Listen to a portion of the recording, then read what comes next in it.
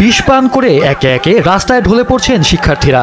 একজন দুজন নয়, দল বেঁধে এভাবে বিষ পান করছেন রাজশাহী মেডিকেল বিশ্ববিদ্যালয়ের অধিভুক্ত রাজশাহী, রংপুর, দিনাজপুর, বগুড়া, সিরাজগঞ্জ সহ বিভিন্ন নার্সিং কলেজের শিক্ষার্থীরা।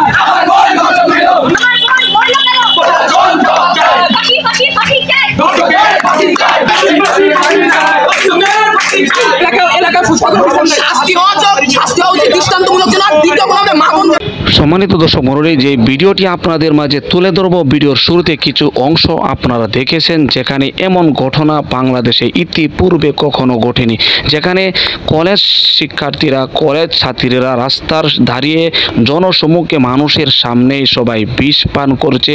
এমনকি বিষ পান করার সাথে সাথে রাস্তায় লুটে পড়ছে বাংলাদেশের বিভিন্ন অঞ্চলে, রাজশাহী, বগুড়া থেকে শুরু করে বিভিন্ন জায়গায়। হঠাৎ করে কেন এই স্কুল কলেজ শিক্ষার্থীরা, ছাত্রীরা কেন বিষ পান করছে রাস্তায় জনসমুখে, বিস্তারিত আপডেট আপনি শুনলে রীতিমতো অবাক হয়ে যাবেন। প্রিয় দর্শক, এই জন্য ভিডিওটি খুবই গুরুত্বপূর্ণ হতে চলেছে। এক সেকেন্ডেও না টেনে ধৈর্য সহকারে শেষ পর্যন্ত দেখবেন। চ্যানেলে নতুন দর্শক হলে অবশ্যই চ্যানেলটিকে সাবস্ক্রাইব করে পাশে থাকা বেল বাটনটি অন করে দিন। প্রিয় দর্শক, কথা না বাড়িয়ে ভিডিওতে একটি লাইক দিয়ে দেখতে থাকুন সম্পূর্ণ ভিডিওটি।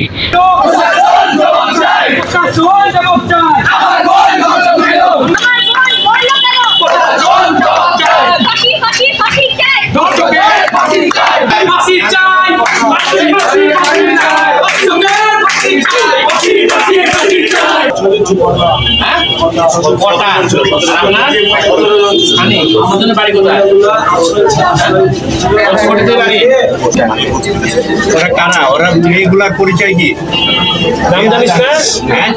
এই মেয়েগুলাকে কোথা থেকে ধরা হয়? মন্দিরে মেয়েরা গেছিল না রাস্তা থেকে নিয়ে যাওয়া? রাস্তা থেকে ধরছে, তারপর কি হয়েছে বলো তো, ঘটনাটা বলেন।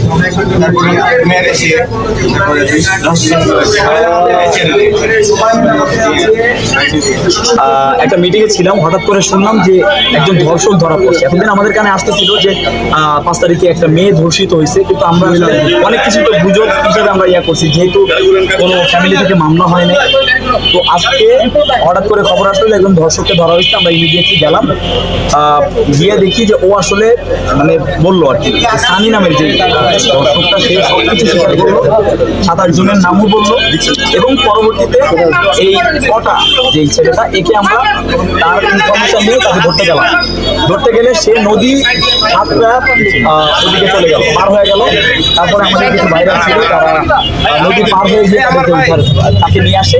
এবং তখন একটা গণধোলাইয়ের একটা মুখে পড়তে হয়, ওদেরকে বাঁচাতে গিয়ে আমাদের মানে একটা হেনস্থার শিকার হইতে হয়েছে। তার সাথে বিষয় হচ্ছে যে আমরা একটা দৃষ্টান্তমূলক শাস্তি চাই, যেখানে রাজশাহীতে আমরা কোনো বোনের গায়ে হাত পর্যন্ত দিতে দিই নাই, সেখানে 5 তারিখে এমন একটা ঘটনা ঘটে গেল। এবং যখন পঞ্চবটি, আমি একটা জিনিস বলতে চাই যে পঞ্চবটিতে আজকে যখন গেলাম এই সানি ছেলেটাকে ধরে নিয়ে, তখন সবাই উৎসুক জনতা, আমি দেখছি সাক্ষী দেওয়ার জন্য রেডি। কিন্তু আমার কথা হচ্ছে, তাদেরকে কোন পরাশক্তি তাদেরকে আটকে রাখছে যে তারা নিজে থেকে আমাদের কাছে এসে বলতে পারলো না যে এখানে একটা রেপ হয়েছে।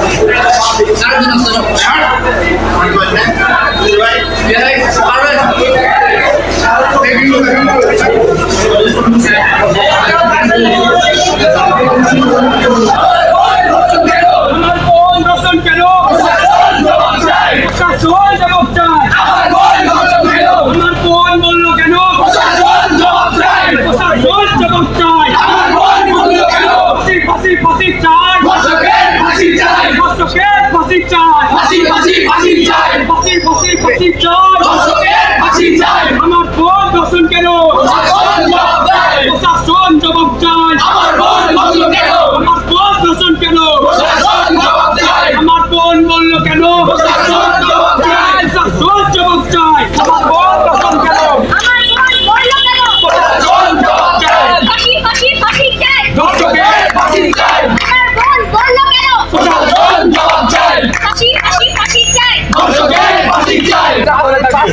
আমরা পাঁচি ছাড়া কোনো আর বিচার শুনবো না। আমরা কারাগারেও আমরা দেশ রক্ষা করতে ব্যস্ত, আর তারা আমার বোনদের ইজ্জত নষ্ট করার জন্য ব্যস্ত। তারা ইজ্জত নষ্ট করে নাই, তারা 2 দিন ধরে ইজ্জত নষ্ট করে, আবার দেহগুলো ফেটে ফেলার মধ্যে দিয়ে আবার নদীর পানিতে ফেলে দেয়। এগুলো কেমন এলাকা সুস্থ করে বিচার নাই। শাস্তি হওয়া উচিত, দৃষ্টান্তমূলক যেন তারা আজ বিষকে আত্মহত্যা করছে।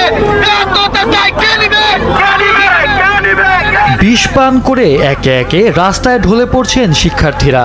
একজন দুজন নয়, দল বেঁধে এভাবে বিষ পান করছেন রাজশাহী মেডিকেল বিশ্ববিদ্যালয়ের অধিভুক্ত রাজশাহী, রংপুর, দিনাজপুর, বগুড়া, সিরাজগঞ্জ সহ বিভিন্ন নার্সিং কলেজের শিক্ষার্থীরা। তবে স্বস্তির বিষয়, এ বিষ আসল বিষ নয়। পরীক্ষার দাবিতে বিরল এ প্রতীকী বিষ পান কর্মসূচি পালন করেছে তারা।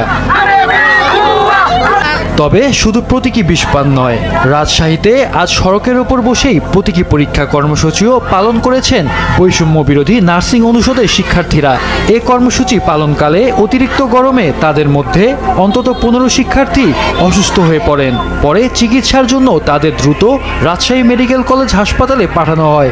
4 জন সুস্থ হয়ে ফিরলেও এখনো ভর্তি আছেন 11 জন। শিক্ষার্থীরা জানান, আজ 2019-20 সেশনের বিএসসি ইন নার্সিং কোর্সের চূড়ান্ত পরীক্ষা হওয়ার কথা ছিল, কিন্তু ষড়যন্ত্র করায় সব পিছিয়ে আছে। পরীক্ষার কোনো নিশ্চয়তা নেই। সংশ্লিষ্টদের গাফিলতির কারণে চরম অনিশ্চয়তায় 23টি কলেজের প্রায় 3000 নার্সিং শিক্ষার্থীর ভবিষ্যৎ। এরপরেই হতাশ হয়ে প্রতীকীভাবে বিষপান করেন শিক্ষার্থীরা। প্রতীকী পরীক্ষা দেওয়া শিক্ষার্থীদের অভিযোগ, এভাবে ইচ্ছাকৃতভাবে তাদের ফেল করানো হয়। আন্দোলনে দাবি আদায় হলেও ফলাফলে প্রভাব বিস্তারের শঙ্কায় তারা আতঙ্কিত। দাবি আদায় না হওয়া পর্যন্ত আন্দোলন চালানোর ঘোষণা দেন নার্সিং শিক্ষার্থীরা।